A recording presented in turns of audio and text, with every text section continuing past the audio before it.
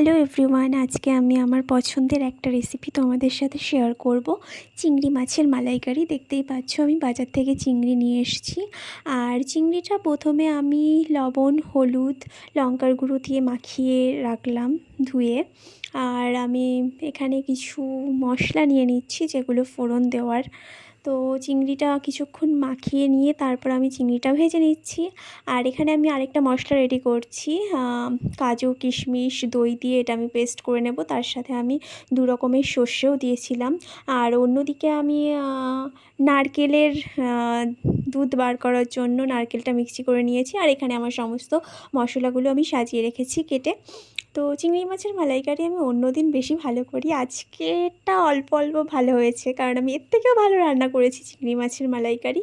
So মাছটা ভেজে নেওয়ার পরে আমি মশলাগুলো ফোড়ন দিলাম, তারপর পেঁয়াজটা ভেজে নেব।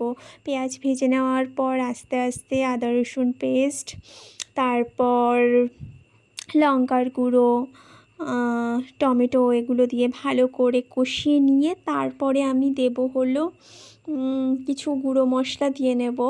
গুঁড়ো মশলা দেওয়ার পর ওই যে কাজুর যে পেস্ট করেছিলাম সেটা দিয়ে নেব।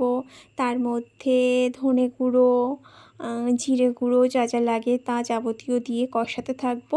আর মাছ দেওয়ার জায়গাটা আমি স্কিপ করে গেছি, ওটার ভিডিও নেওয়া হয়নি। এখন আমি দুধটা দিয়ে দিলাম, তারপর কিছুক্ষণ ভাপিয়ে নিয়ে নামানোর কিছুক্ষণ আগে গরম মশলা আর ধনেপাতা দিয়ে নেব। ধনেপাতার ফ্লেভারটা খুব ভালো আসে।